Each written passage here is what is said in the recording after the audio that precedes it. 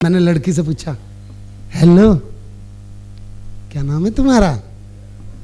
बोली जी मेरा पूरा नाम है लूसी हमारा।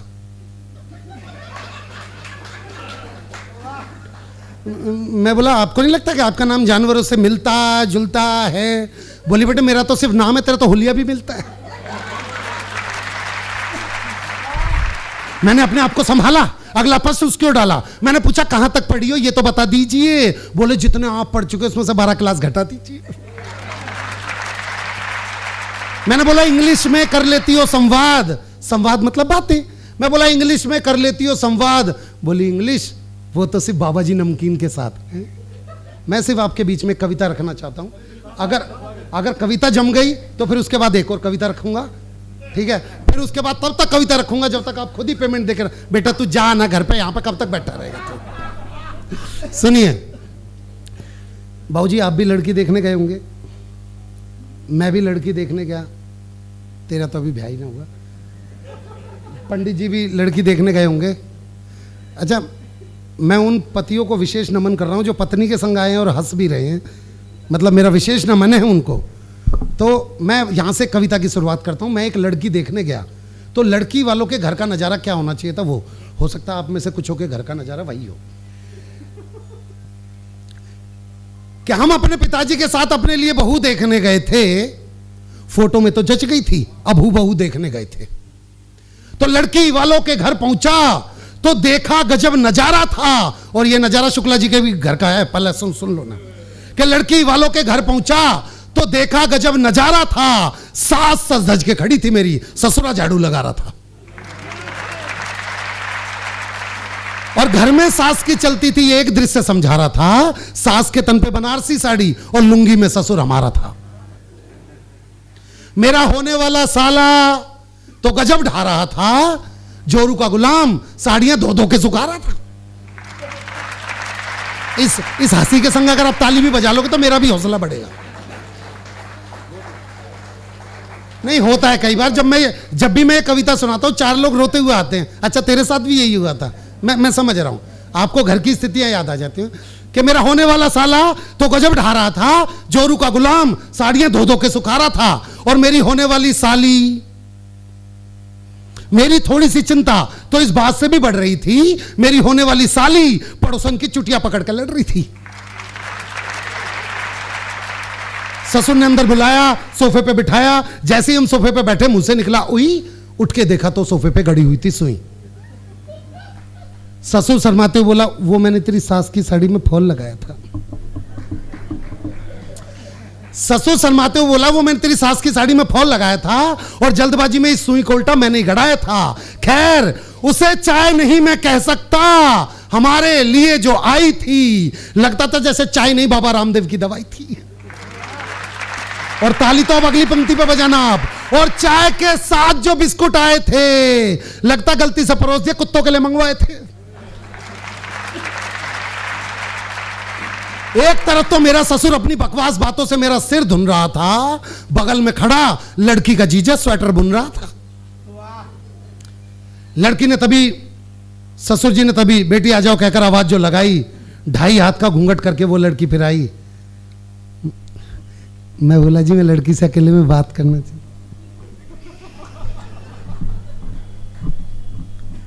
मैं जब भी ऐसे शर्माता हूं ना तो लोग ताली बजा देते हैं। मैं दोबारा से शर्माऊंगा, आप दोबारा से ताली बजाना। मैं बोला जी मैं लड़की से अकेले में बात।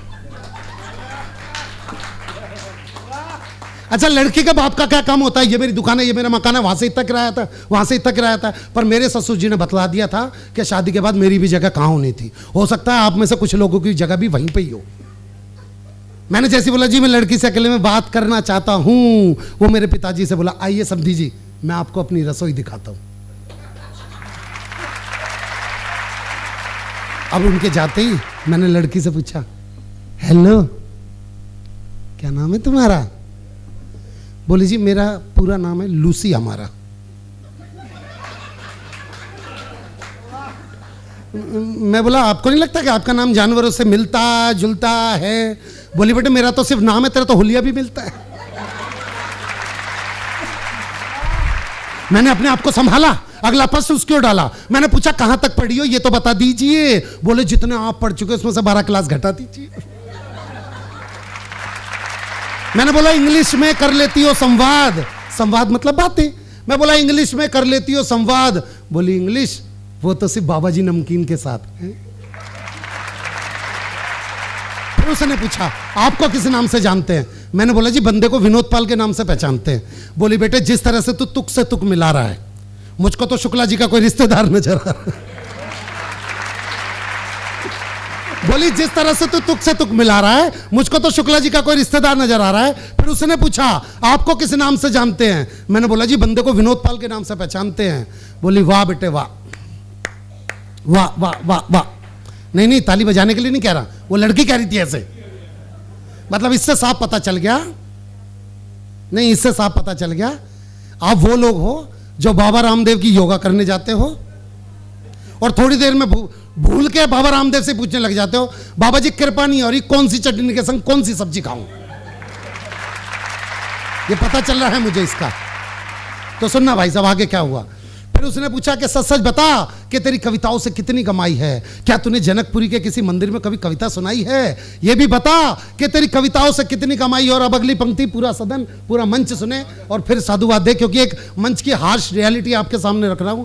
कि उसने पूछा सच सच बता क्या जनकपुरी के किसी मंदिर में कविता सुनाई है, और यह भी बता कि तेरी कविताओं से कितनी कमाई है। मैं बोला है पागल लड़की, क्या तेरी समझ में नहीं आता है आजकल एक कवि का घर एक कविता नहीं एक चुटकुला चलाता है।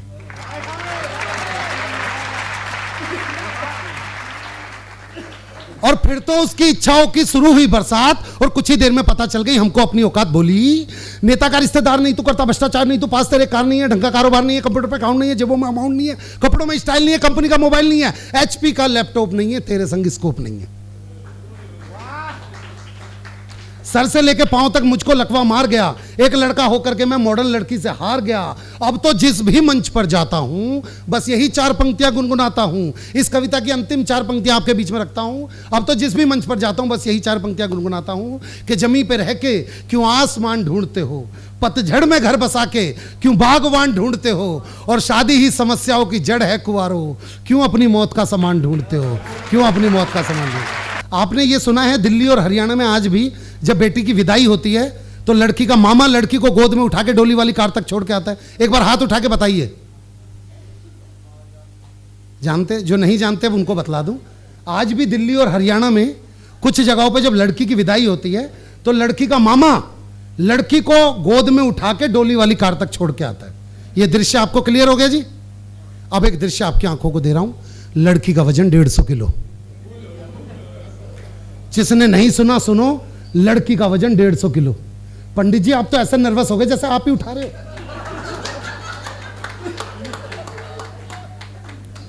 और दूसरी बात, लड़की का कोई सगा मामा नहीं। अब उन्होंने बोलना स्टार्ट किया। अरे पंडित जी ने बोला जजमान लड़की को लेके जाओ। तो पंडित जी ने पहले गांव के लड़कों के नाम लिए। बेटे देवाशीष, तो देवाशीष तो बेचारा बचपन से उसके संग स्टापुर खेलता आ रहा है। उसको पता था स्टापुर पे कूदती थी तो स्टापुर के 100 टुकड़े कर देती थी। तो उसको जैसे ही बोला बेटे देवाशीष उठाइए, तो देवाशीष एकदम मेरा तो पथरी का ऑपरेशन हुआ है। डॉक्टर बोल रहे जरा सा झुकेगा तो पथरी फट। अच्छा ठीक है रहने दे। अरे शुक्ला जी आप उठा ना। शुक्ला जी सुनो, पहले मेरी पूरी बात सुन लो। YouTube पे वीडियो देख लेना, 4:04 पे यहां पे शुक्ला जी मिलेंगे आपको उस YouTube की वीडियो में। तो जैसे ही शुक्ला जी को, शुक्ला जी भाई आप उठा दो, तो शुक्ला जी यही भूल गए मैं आदमी हूं या औरत हूं। जैसे बोला अरे शुक्ला जी उठा देना। शुक्ला जी मेरा तो 7वां महीना चल रहा है। अच्छा ठीक है। अब ऐसे में आपने देखा गांव खेड़ों की शादियों में कोई भी आगे मदद करने लग जाता है। अब एक 40 किलो का व्यक्ति जिसे पता ही नहीं वहां पे क्या बातें चल रही है, पीछे से बारात में से सबको बोलता हुआ बाबूजी मेरे लायक कोई काम हो तो बताना है, नहीं बाबूजी मेरे लायक कोई काम हो तो बताना। ये पूछता पूछता बेचारा लड़की के बाप तक आ गया, बाबूजी मेरे लायक कोई काम हो तो बताना। अब काम तो उसका अंदर इंतजार कर रहा था। बोला जा छुटकी को लेके जा।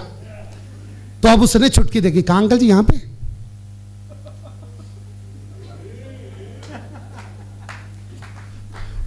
क्या करना अंकल जी?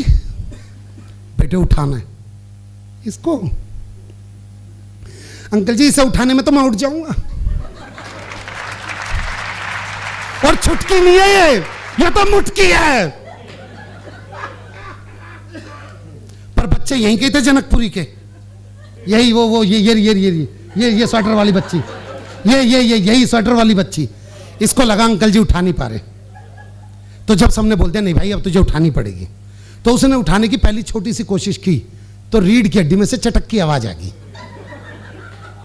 पर इस बच्ची को दया आ गई अंकल जी पे। ये बच्ची आगे बोली, इसने सुल्तान फिल्म का गाना गाया उनका कॉन्फिडेंस बढ़ाने के लिए। खून में तेरे मिट्टी, मिट्टी में तेरा खून, ऊपर अल्लाह नीचे धरती बीच में तेरा जुनून। भाई साहब उसने लड़की उठा ली। पर यहां पे दृश्य नंबर 4, उस घर का आंगन इतना ही बड़ा था जितना यहां से लेकर बाहर का गेट। वो आधे रास्ते तक ही पहुंचा था कि लड़की के मन में फिर मां के प्रति प्यार जग गया। वो उसकी गोद से उतर के फिर मां के पास भाग के आ गई। बोला अंकल जी लेके, कह रहे लेके आ जाओ मतलब? यहां आधे रास्ते तक तो ले आया था, बस अब गेट ज्यादा दूर नहीं रहा। कह रहा दोबारा से उठा। अब उसने दोबारा से उठाया। अब की बार इस बच्चे को लगा नहीं यार सुल्तान फिल्म के गाने पे तो बहुत लड़ लिए। अब इसने एक गाना गाया मेरी जंग फिल्म का। आइएगा भाई साहब, नमन, आइए। लोग आई जाते हैं उस 40 किलो के व्यक्ति की मदद करने के लिए, बहुत अच्छा। हालांकि कुछ कर नहीं पाओगे, आप लिख नहीं रहा। आइए आइए आप सारे आ जाओ भाई साहब। इससे पहले कि उस 40 किलो वाले का चौथा हो जाए यहां पे, तो बैठ जाओ आप सब। अब इस बच्ची को लगा यार अंकल जी फिर दोबारा से नहीं उठा पा रहे, अब उसको दोबारा भेज दिया। अब वो दोबारा उठाने की कोशिश की, लड़की लेके चला। बच्ची को लगा ये कदम नहीं बढ़ा पा रहा, तो बच्ची ने गाना गाया मेरी जंग फिल्म का। जीत जाएंगे हम, और जिसने उठा रखे उसकी आवाज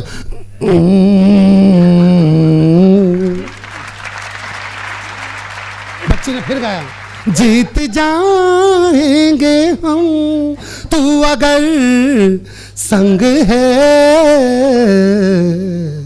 उसकी खुद की आवाज जिंदगी और कदम एक नई जंग है। थोड़ा सा आगे बढ़ा तो लड़की का बाप अपनी बेटी को देखे इमोशनल हो जाते हैं। हो मेरी फूल सी बच्ची। अच्छा फूल सुन के तो उसका खून सूख गया। कह रहा कौन सी बच्ची? फूल सी। कह रहा साले तेरे इस फूल ने ना शमशान घाट में मेरे फूल चुनने वाले काम कर रखे। लाड लाड में केक खिला दो। थोड़ा सा आगे बढ़ा तो जिसने उठा रखी थी उसकी पत्नी और उसका लड़का वहीं पे खड़े, और पत्नी कह रही आज ना बचाइए। गए मैंने लाख बार समझाई कोई LIC करवा लो, आज हो जाती मैच्योर। अब उसका ध्यान अपनी पत्नी की तरफ गया। बोला कौशल्या रोवे क्यों है? बोली एक तो तूने 150 किलो उठा रखा है, ये लोग ताली नहीं बजा रहे।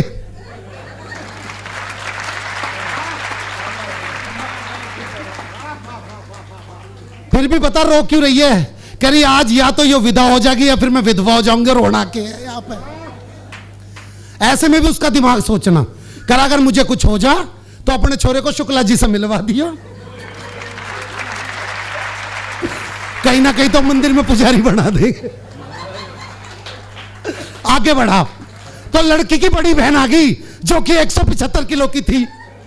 उसने अपना 25 किलो का हाथ उसी कंधे पे रख दिया जिस पर पहले से 150 किलो पड़ा था, और रख के बोलिए देख सास को मां की तरह देखियो, ससुर को पिता की तरह देखियो, देवर को भाई की तरह देखियो, और नंद को बोला तो लिख के दे दे मैं गाड़ी में दे दूंगा।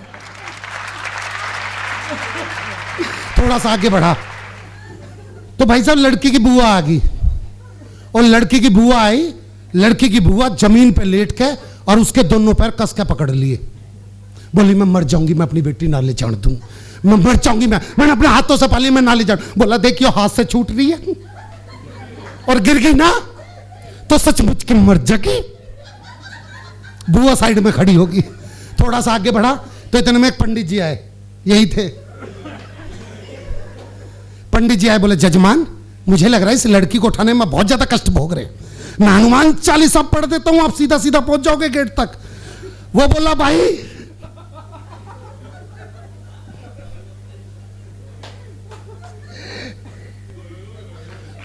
पंडित जी ने अपने अंगूठे से आंसू साफ करे उसके, कह रहा रो क्यों रहा है? बोला भाई कोई जीवन मरण का कोई मंत्र हो तो वह पढ़ दे यहाँ पे, आज बचने वाले भी ना है यहाँ पे। थोड़ा सा आगे बढ़ा तो भाई साहब बिल्कुल गेट तक पहुंच गया। अब उसे डोली वाली कार भी दिखाई दे रही है। अब उसकी आंखों में चमक के बस अब लड़की उतरने वाली है। इतने में फिर पीछे से किसी ने आवाज लगा दी, अरे भाई लड़की की दादी कुछ कहना चाह रही है बच्ची से है। अब लड़की की दादी बुलाई गई। लड़की की दादी वही 1945 में पैदा हुई। भैया क्या कह रही है? कह रहे भैया बुजुर्ग हो रहा था, सांस फूल रही है। कह रहा सालों किसी की सांस उखड़ भी तो रही है। अच्छा पहले की दादियां एक लाइन बोल के लड़की विदा करा देती थी, हो मेरी चिड़िया उड़ गई रे, ओ मेरी चिड़िया। बोला किसी के तोते भी तो उड़ा रही है। अब वो डोली वाली कार तक बिल्कुल ठीक ठाक पहुंच गया। जल्दी से दरवाजा खोल दे। उसका ड्राइवर बोला अंकल जी यो गाड़ी नहीं है, 6 गाड़ी छोड़ के। वो किसी तरीके से 6ठी गाड़ी तक पहुंचा। जैसे ही 6ठी गाड़ी पर पहुंचा उसके ड्राइवर से बोला बेटा जल्दी से दरवाजा खोल। उसका ड्राइवर अंकल जी, अरे बोल दे अंकल जी वही गाड़ी है, वो मजाक कर रहा था। वो फिर दोबारा उसी गाड़ी तक आया। बोला तेरे मजाक सूझ रहा, मेरे प्राण निकल जाएंगे, जल्दी से दरवाजा खोल। कर अंकल जी ये वाला दरवाजा जाम हो गया, वहां से घुमा के ले जाओगे? अच्छा वो घुमा के ले जा रहे थे। एक बच्चा बोला अंकल जी पीछे हो जाओ। कह क्यों क्या हो गया? कह अंकल जी यहां से गाय आ रही है, रुक जा मैं गाय नहीं दिखला रहा हूं, मैं केले कह रहा हूं, अपने आप हट जाएगी।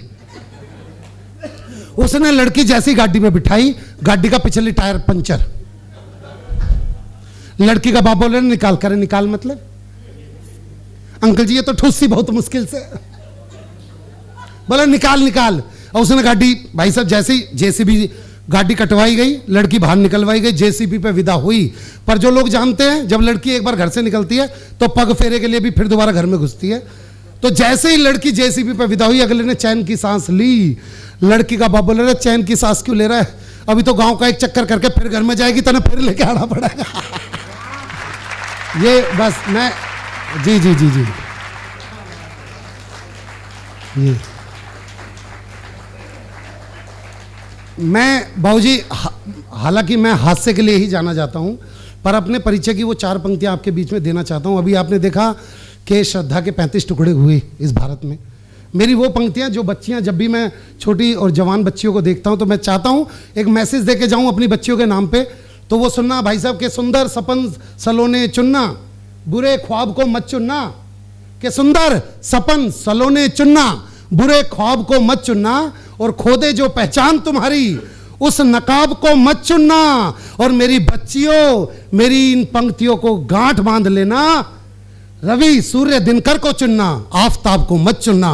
रवि सूर्य दिनकर को चुनना, आफताब को मत चुनना। धन्यवाद धन्यवाद।